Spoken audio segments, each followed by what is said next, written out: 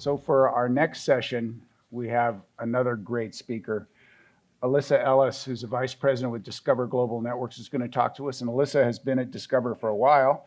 She runs digital emerging products and is responsible for creating and executing a comprehensive digital product strategy for the Discover Global Network. And for those of you who aren't real familiar with Discover, you know the cards probably and you know the brand, but the Discover Global Network enables a lot of business that you probably haven't even understood or knew about. And I think you'll get to some insights about that. She has been there for about since 2011, and before that, she was at HSBC North America, and she has an MBA from Kellogg, which is a good place to have an MBA from. So with that, I'd like you to meet Ms. Ellis, and she's going to talk about digital payments and the rapid shift in consumer preferences. So we've spent a lot of time today talking about what is driving the shift in consumer preferences, what is shaping the evolution of payments. And when I thought about that question, what came to mind is it's never been payments that's shaping consumer preferences. It's always been the commerce experience itself. This is what's setting the bar for what customers are expecting. It's in the exchange of goods and services. It's in the technologies that they're encountering day to day. So that's the answer. I'm done, right? No, we're going to talk a little bit about that. So in order to stay competitive in payments and to figure out what that expectation is and how we are to meet it as an industry, you have to meet consumers where they are with their expectations. And typically that is just one step ahead of the current condition, which is a hard trick to pull off. You have to look not only what they're telling you they want, but what you can anticipate that they want. And if you look at our company, Discover, our own history is actually quite rich with examples of raising the bar for the payments experience, kind of staying one step ahead of what was common at the time. Many of you may not know we own Diners Club, which is an international payments network. And Diners Club is credited with actually creating the first ever credit card experience, all because the founder recognized and addressed that unmet expectation, that unstated need of having a meal at a nice restaurant without having to worry about carrying cash or dealing with change. And if you fast forward a few decades forward, Discover Card was actually the first credit card to introduce cashback bonus on purchases. I know it's very common today, but if you think about it, that was an innovation at the time. That was an instance of recognizing and addressing that unmet expectations that customers want to be rewarded for your loyalty.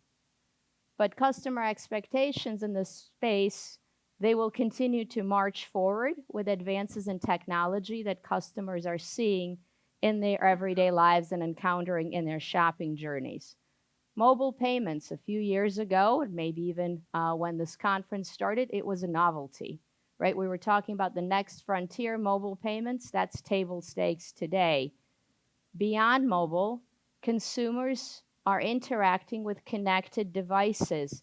And just like they're expecting that anything can talk to anything, they're expecting that any of those devices should be able to complete a payment. And if you're looking to see what is beyond that, what's next, newest trends in payments are actually taking cues from artificial intelligence. And it's moving beyond simplifying the payment experience to actually anticipating what is the customer's purchase need and moving as far as completing that purchase with prepayment on behalf of the customer. So what we're going to do just for the next few minutes is take a look at how technology is both shaping the customer expectations, but it also what is coming to serve those customer expectations when it comes to payments. And why is that important to us, kind of beyond a theoretical exercise? because customers will judge their shopping experience, their entire shopping journey, by the weakest link. And frankly, payments cannot afford to be that potential point of disappointment. So payments has to keep up. Um, what was kind of the first step in that journey? That's the first step in that journey is getting beyond cash. Again, it may not seem so now, but moving from cash to card-based payments was a revolution in payments. And customers soon came to expect that convenience, but they still needed the assurance that safety was there, that their money was safe. And how did the industry begin to address those expectations? First, with a regular magnetic stripe card, you have the promise that uh, customers will not be responsible for any fraud if their card was used fraudulently on the back end. Now, if you think about the next level of expectations, what the customer wants is for fraud to not happen in the first place. And that is where EMV chip technology is actually bringing that promise of security. It's that ability with that small microchip embedded in the card itself, being able to generate a unique data set with each transaction, helping prevent that counterfeit fraud at the point of sale. But again, the bar keeps getting raised higher. So if secure is good, just more secure is not enough. Customers now expecting transactions to move even faster. So we've had a lot of discussion today about NFC. Is it better? Is it worse? Is it actually faster? What's important is your customers are accustomed to instant gratification. When they're watching movies, it's an instant download. It's on-demand streaming. They want instant. They want that response without the wait. And they want the same thing from their payments. Contactless experience helps bring that, whether it's an actual decrease in transaction processing time that we can be measuring in seconds, a fraction of seconds, or just in customer perception alone. And actually, data supports this. So Jordan's firm, 451 Research, conducted a study on behalf of Discover and found that top 3 reasons why merchants accept contactless payments are, yes, because customers want it; to reduce wait times is a number 2 reason; and third, to improve customer perception. So this could be a case where perception is as important as reality, and moving fast is important to customers.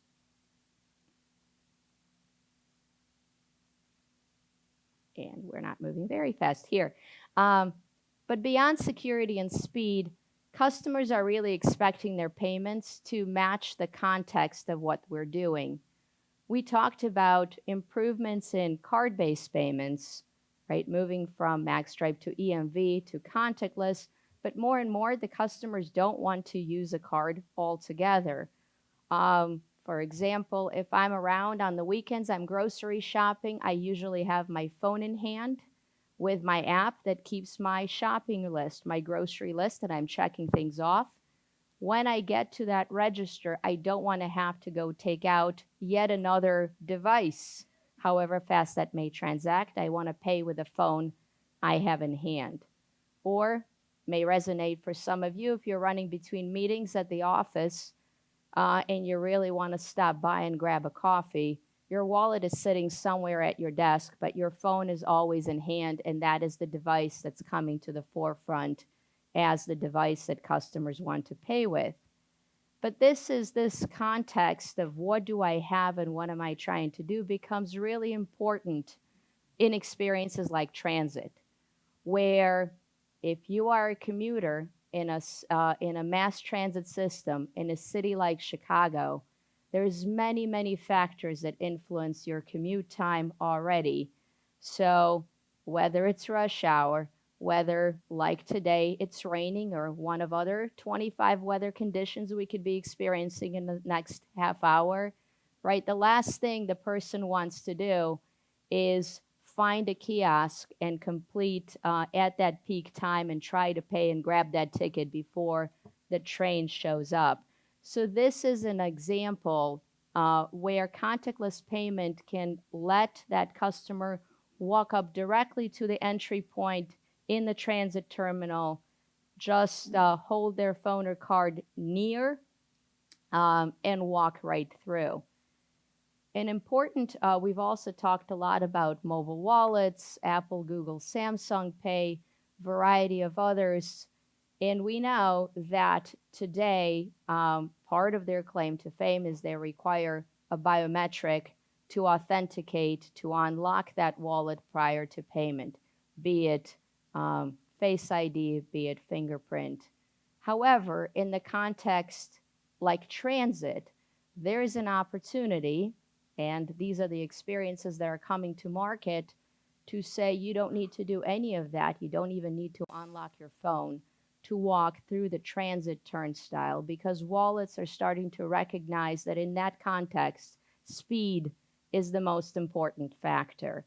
However, if you're then gotten to where you're going and you are shopping later in the day, you are in a shopping mall, that mobile wallet can once again recognize the context and saying now you can go back and authenticate yourself for those transactions where you're standing in the register waiting for something to be wrapped anyway.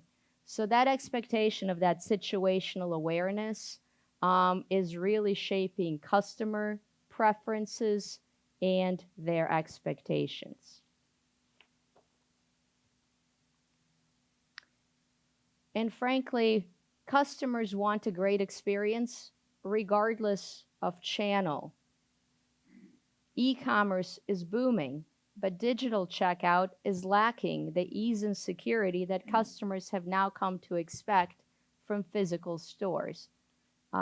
It's a little bit unexpected if you think about it, but really the digital checkout experience is lacking some of those same factors that we've worked hard as an industry to bring to the point of sale: security, speed, and most convenience, but most importantly, consistency, right? There are better experiences online and there are worse ones, but their prevailing characteristic is that they're different from one website to another, from one merchant to another, from one form of payment to another. Several solutions are vying to solve that problem, whether that be through the mobile wallets or emerging industry standards like secure remote commerce. They're looking to bring variety of technology to that problem to try to drive that more consistent experience. And if you think about it, that very simple checkout, just tell me what I have, bring up my payment credential, complete my transaction, and ship it, is a whole lot of technology underneath. You're looking at EMV grade encryption, tokenization, which, by the way, has the power not only of not storing sensitive information in the merchant environment, but also has the benefit of keeping the customer's account always on and always current, no matter what is happening to their card, whether it's being replaced, whether it's being reissued, whether they've misplaced it. That payment token can keep those transactions flowing and not interrupt the purchase experience.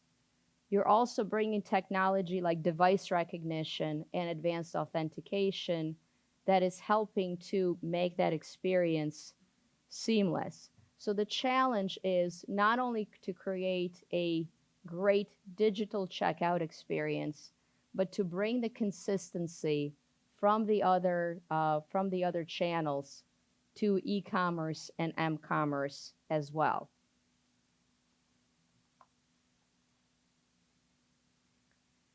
But where do expectations go after this? So if we got to simple, secure, convenient experience, it means that, right, we forever met consumer expectations. Well, not a chance, right? As technology in our daily lives continues to evolve, connected devices and artificial intelligence will move from meeting consumer needs to anticipating them. And we already have examples of that today, right? Your phone probably reminded you this morning that traffic is looking kind of bad and maybe it's time to leave 10 minutes earlier than you were expecting. Popped up a message. We've seen predictive shipping from companies like Amazon, where you have not yet placed an order, yet they're starting the shipping process because they know you will. Or, right, as this continues to march along, Google Assistant, you've probably seen YouTube videos, right, making a call and scheduling an appointment on behalf of a customer without the customer being there. So this is a machine-initiated interaction. As we are moving into the world of connected devices and actually machine-initiated transactions, this is where payments will also need to keep up. Um, you need to think, we talk about connected car and driving up and being able to pay for your gas without leaving your vehicle. Well, great, your phone can do that today, right? Sitting right there at the dash. What's next is if your car, while parked in your work parking lot, while you're still working away at the office, recognizes that it needs service, makes that service appointment and prepays for that appointment by itself without you interacting with it at all. From a payments perspective, the challenge of that is not only how do we support transactions in a variety of connected devices, but how do we start to authenticate not only the customer, but their machines that will be making payments independently? What are the fraud prevention tools that we are going to need in the super connected world? Those are all the challenges of consumer preferences and consumer expectations that are coming at us. And at the rate of change that we talked about earlier, they're coming at us much sooner than we think. The bottom line of all that is that beautiful experiences actually do take a whole lot of technology. And the simpler we want that payment experience to be, the more commitment, the more investment, and the more partnerships it will take to deliver on that promise. Because to date, and I believe in the future, advances in the payments ecosystem have not been brought about by one company alone. Even if you go way back in the early days of our credit card processing, that mundane swipe at a payments terminal that moved money in a matter of microseconds, even in those days, that was advanced technology. You're talking about a consumer bank, a payment network, a merchant acquirer, a terminal manufacturer, software provider, right? Testing services. There is a whole ecosystem of technology partnering to bring something as simple as that payment experience to be. And as Ted mentioned this in his introduction, Discover actually operates a very unique business model. So when a previous speaker said, are you a financial institution? Are you a network? Are you a technology company? I had to raise my hand 3 times because Discover is actually all of those. And because of that unique business model, we are keenly aware that without strong partnerships in those continuous investments in technology, that vision for revolutionizing the customer experience cannot be realized. So staying ahead of that customer expectation will not be easy, but we do have to continuously look through the consumer lens and look for partnerships with companies that have the capabilities to propel the business forward And I do feel that we can work together to create solutions that can meet the expectations of customers today and anticipate the expectations of their preferences tomorrow. Thank you.